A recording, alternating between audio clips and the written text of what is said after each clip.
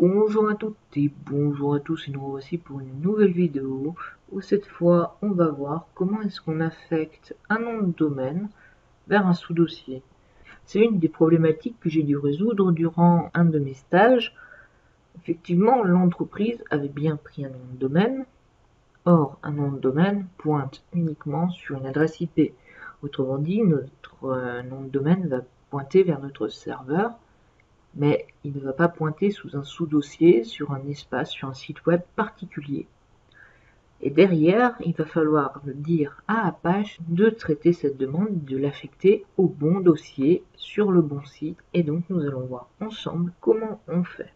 Donc tout d'abord, je vais simuler le fait que j'ai pris un nom de domaine.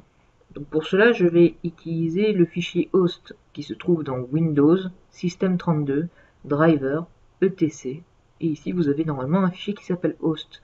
Pour ceux qui n'ont pas déjà regardé mes vidéos de comprendre comment marche Internet, ce fichier host, en fait, va être consulté avant même de faire une demande DNS. Et du coup, si on a une équivalence dans le fichier host, le système ne va pas chercher plus loin.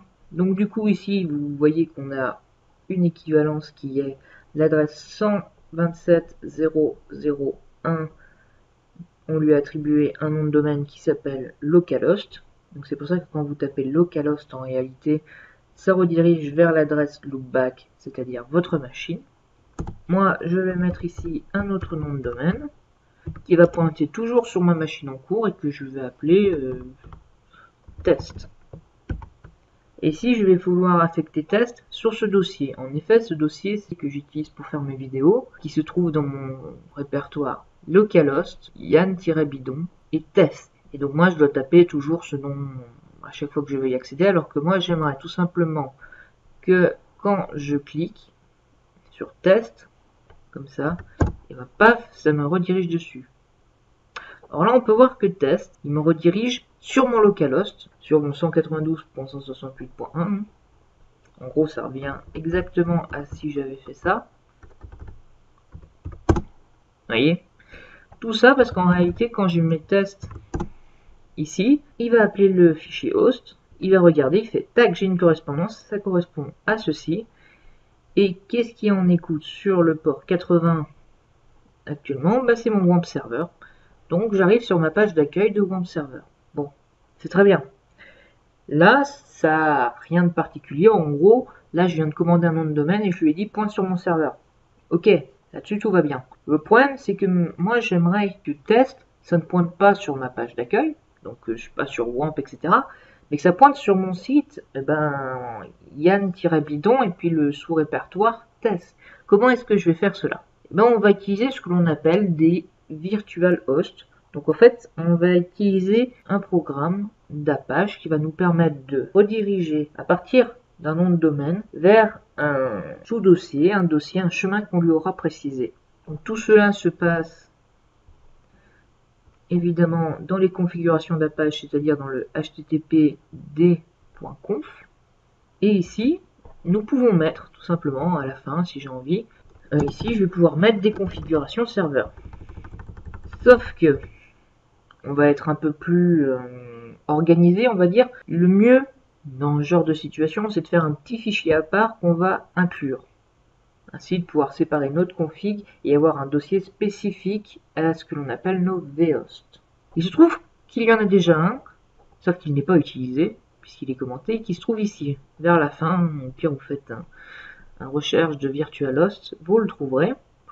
On peut voir qu'il existe un fichier qui est commenté et qui s'appelle conf extra httpd virtualhost.conf. Ah bah allons chercher ce dossier. Hop, WAMP, bin, Apache. Donc on m'a dit c'était conf extra. Et ici voilà. Qu'est-ce que contient ce dossier? Donc des commentaires. Et ici, nous avons deux exemples de virtual host. On n'a besoin que d'un. Et maintenant, regardons. Donc ici, je dis que toutes les adresses pointant sur le port 80, ça pointe sur ce host. Alors moi, déjà, je ne veux pas que ce soit toutes les adresses. Je veux que ce soit le nom de domaine test. Jusque là, ok. Donc serveur admin, ça va vous permettre de mettre une adresse mail pour contacter le webmaster. Donc ça va être ce qui va être utilisé notamment lorsqu'il y a des messages d'erreur et autres générés par Apache. Donc ça peut être utile. Donc moi je vais mettre yann.bidon.pro@hotmail.fr. Et ici la ligne la plus importante quasiment, c'est ici que vous allez dire le sous-dossier dans lequel vous voulez que ce nom de domaine pointe. Donc moi c'est pas ce dossier. Moi je vous l'ai dit, c'est... Hop, donc je récupère ici le chemin, je le copie-colle ici et j'inverse les backslash pour mettre des slash. C'est une erreur que j'ai eue. Si vous ne faites pas ça, en réalité, quand vous allez redémarrer votre service, ça ne va pas marcher. Ou du moins, chez moi, c'est ce qui arrive. Donc, pensez bien à changer vos backslash en slash pour que tout simplement, ça soit ici une adresse URL qui peut inclure très facilement. Donc, server name, ici, mon serveur, je vais lui donner un nom, donc ça s'appelle test. On peut lui donner un alias, donc ici, par exemple, si je veux mettre un www, moi, je ne vais pas en mettre. Hop. Ici, on va séparer nos logs, parce que par défaut, dans notre config d'Apache, tout va aller sur les logs généraux. Donc ça va être un merdier son nom, ça va pas être trié, etc. Et ici, on va pouvoir séparer pour lui dire, finalement, les logs, tu vas bien les enregistrer dans le log, mais par contre, tu vas me faire, par exemple, test.log. Et ici, dans custom log, ici, ça va être test access log. Donc en gros, ici, je lui dis, tu retiens tous les différents logs qui sont sur le serveur, et les erreurs, tu les retiens dans un fichier à part et distinct de la config générale. Donc là, ça devrait marcher. Je propose de redémarrer notre service et de voir si nous obtenons ce que nous voulons. Je tape test et cela ne marche pas. Pourquoi? Je pense savoir pourquoi. J'ai oublié de décommenter la ligne que je vous ai dit. Je suis sûr que ça vient de là. Évidemment. Donc évidemment, pensez bien à décommenter cette ligne. Parce que là, c'est bien d'avoir fait des configs, mais il faut l'inclure. Donc, voilà. Mais je précise, là, ce que l'on a fait ici, vous pouvez très bien le mettre dans le HTTPD. Il n'y a pas de problème, vous mettez à la suite, là. Mais je trouve que c'est mieux de séparer, surtout qu'Apache propose de base la fonctionnalité, même si elle n'est pas activée. Donc là, normalement, tout devrait marcher. Redémarrer les services. Et cette fois, on peut voir que ça me redirige bien vers mon dossier voulu, donc c'est-à-dire c wamp www yann-bidon et test. Sauf que moi, je n'ai eu qu'à mettre test. Ok, donc maintenant je retourne sur localhost. Ah, merde. Et non, moi je voulais accéder à l'accueil. Effectivement, pourquoi est-ce que localhost est redirigé sur mon test et non plus sur l'accueil?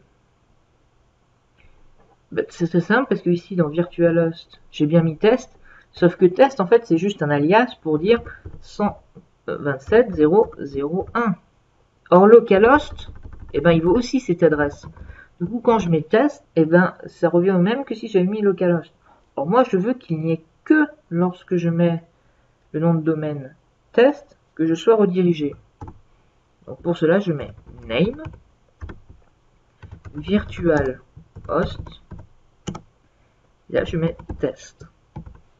Et une fois qu'on a mis ce nom, on va refaire un autre virtual host pour localhost. Où cette fois, je mets comme nom localhost. Et ici, j'ai juste à mettre localhost et le document root. Et normalement, là, je vais enregistrer. Et si je tape localhost, j'ai oublié de redémarrer les services pour mettre à jour. Hop là. Et voilà, j'arrive bel et bien sur ma page d'accueil. Donc là, c'est super, c'est cool. Et si je tape test, j'arrive bien sur mon nom de domaine.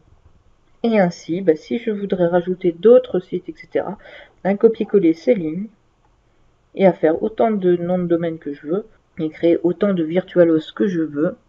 Et ainsi, à partir du nom de domaine, donc ici test, ici ça a été localhost, Je peux dire sur quel sous-dossier il va pointer grâce au document root.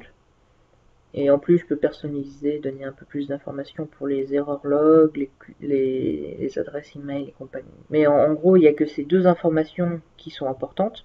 Et donc, c'est comme ça qu'une fois qu'on a pris un nom de domaine qui pointe sur notre serveur, c'est grâce aux virtualhosts qui sont ici que l'on peut rediriger la requête sur le bon répertoire, c'est-à-dire le répertoire de notre site, sur lequel pointe le nom de domaine et non plus sur la racine du serveur.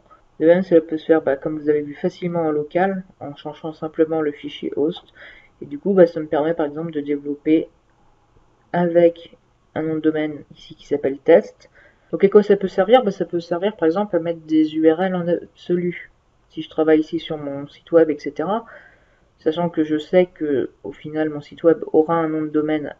Ici, je pourrais mettre des adresses en absolu, c'est-à-dire des adresses qui commencent par un slash quelque chose, alors que si je serais en train de travailler ici, si je mets un slash quelque chose, en fait, ça va me chercher ici, dans localhost slash quelque chose. Or, moi, c'est pas ce que je veux. Donc voilà, ça peut être utile de savoir comment ça marche. Si un jour vous devez implémenter les noms de domaine, justement, regardez bien les virtualhosts. Donc j'espère que cette vidéo vous a plu et que vous avez trouvé cela intéressant. Sur ce, au revoir et à une prochaine fois pour une prochaine vidéo.